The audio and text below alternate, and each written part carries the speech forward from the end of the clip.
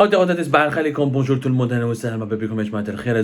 j'espère que vous allez bien, j'espère que tout le monde se porte bien. Nous sommes le 15 octobre 2022 et je vais vous parler d'un événement. Je sais que ce sujet n'intéresse pas beaucoup les Algériens, il intéresse plus les Marocains que les Algériens. Au Maroc, c'est une cause nationale, en Algérie, c'est pas du tout un sujet important. Beaucoup d'Algériens et d'Algériens ne savent d'ailleurs même pas où le Sahara occidental est situé.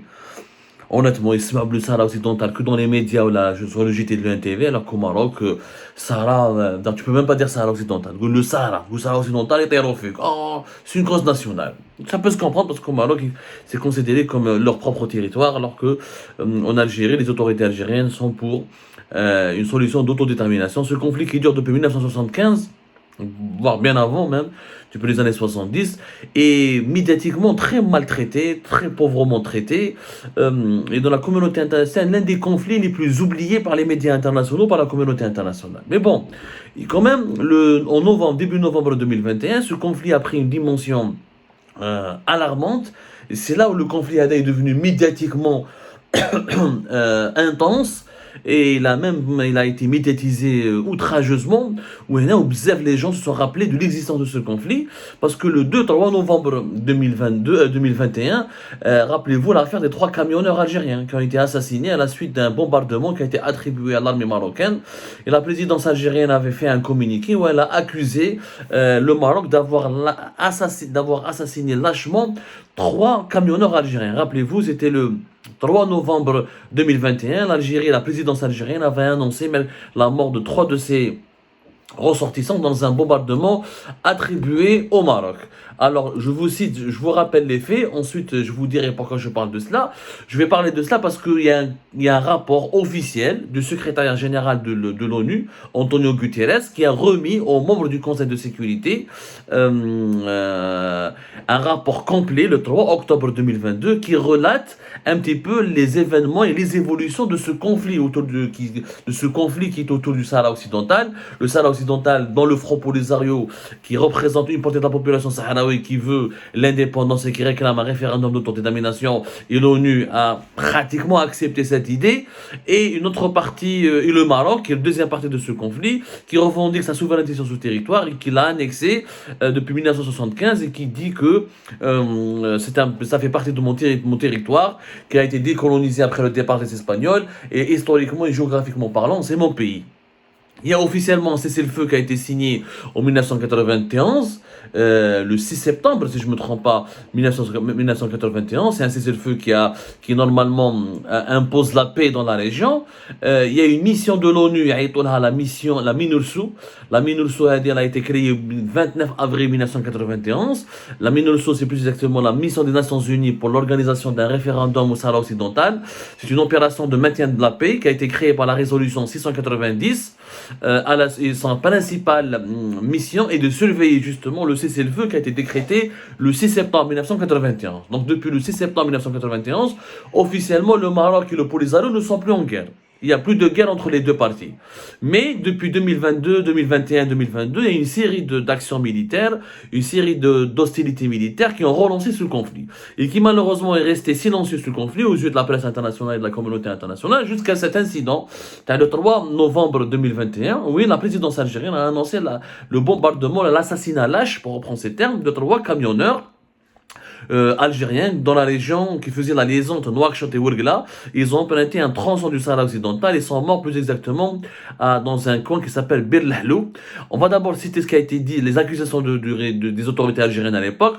3 ressortissants algériens ont été lâchement assassinés par un bombardement barbare de leur camion alors qu'ils faisaient la liaison Nouakchott-Ouargla entre la Mauritanie et l'Algérie. C'est la présidence algérienne qui l'affirme. Elle parle de plusieurs facteurs désignent les forces d'occupation marocaines au Sahara occidental comme ayant commis avec un armement sophistiqué ce lâche assassinat.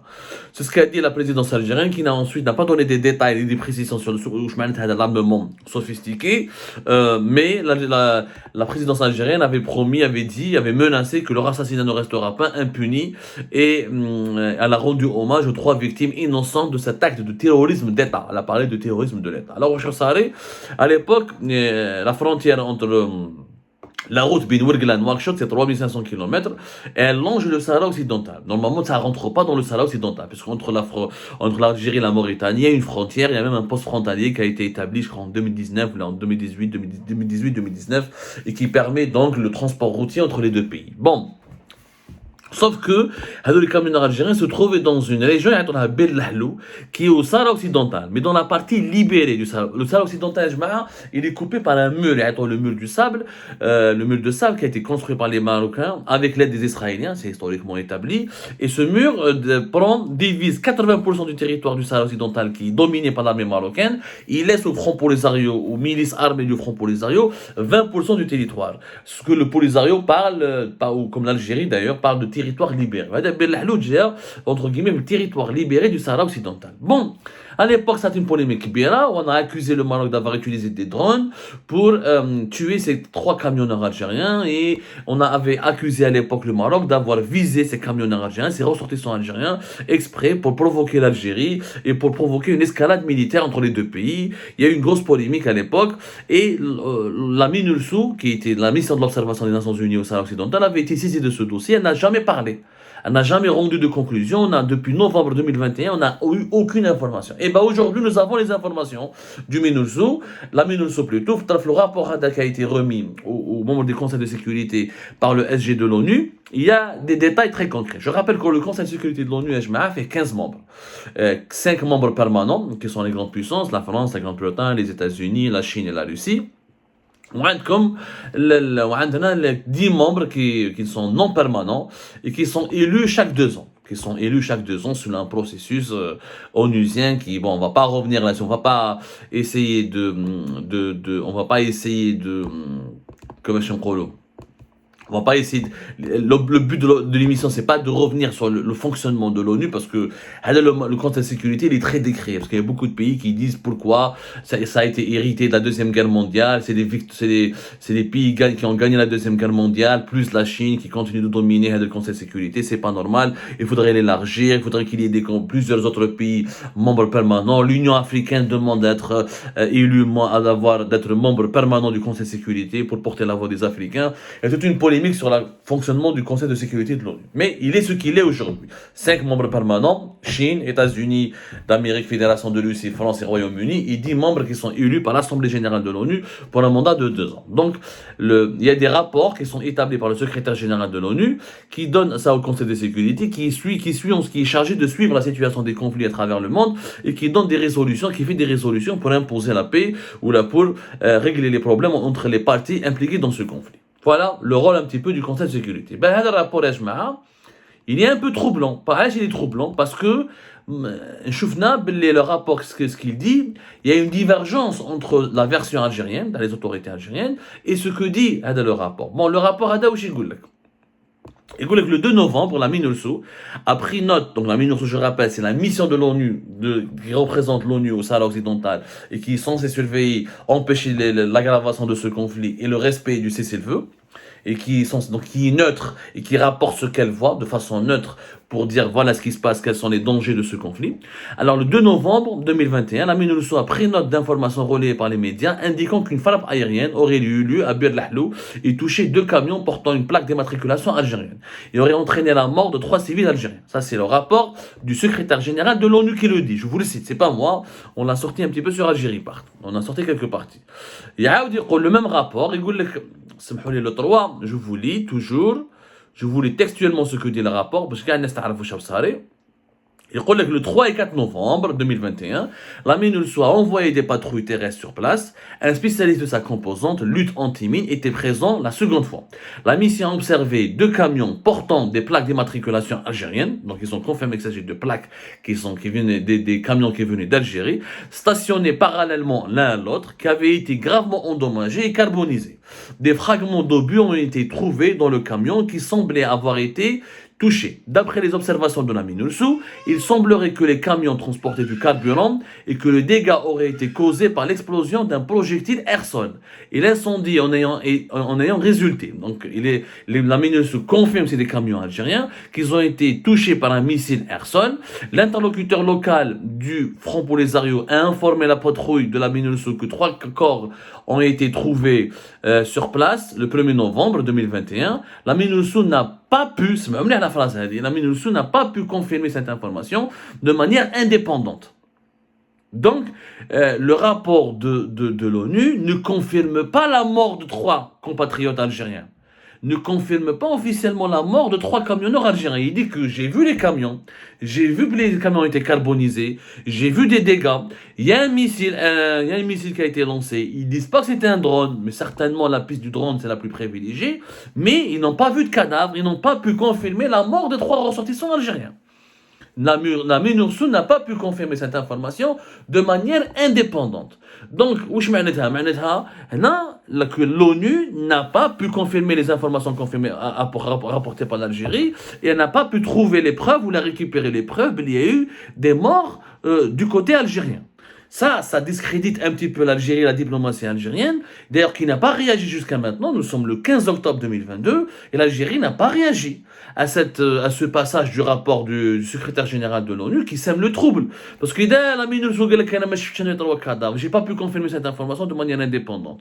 Il n'y a pas que la MINURSO, les enquêteurs de l'ONU n'ont pas eu accès à des dossiers ou à des informations pour pouvoir confirmer qu'il y a eu 3 morts qui ont été tués par le bombardement marocain. C'est très inquiétant, parce que dans ce cas-là, la diplomatie algérienne aurait dû, encore une fois, se montrer beaucoup plus efficace quand on accuse un pays étranger, un pays voisin, en l'occurrence le Maroc. On l'accuse d'avoir tué 3 ressortissants. Il faut qu'on rapporte les preuves. Je suis pas en train de dire que les autorités algériennes ont menti. Je veux dire que les autorités algériennes ont mal fait leur travail dans ce dossier-là. Parce avant d'accuser gravement le Maroc, il fallait préparer les preuves et les donner à l'ONU. Les 3 camions, on a vu les caméras des télévisions algériennes partir, voir les familles de ces 3 camionneurs, leur identité a été donnée, leur lieu de résidence a été donné. On en a fait toute une histoire en Algérie. Donc il fallait donner tout un dossier ficelé. Il fallait donner un dossier ficelé au secrétaire général de l'ONU. Il fallait d'abord qu'il y ait des rapports d'autopsie. Je comprends. Ils sont venus là au lendemain de l'attaque, ils n'ont pas pu trouver les cadavres. Ils ont été récupérés les cadavres pour être inhumés, etc. Mais non, il y a une autopsie.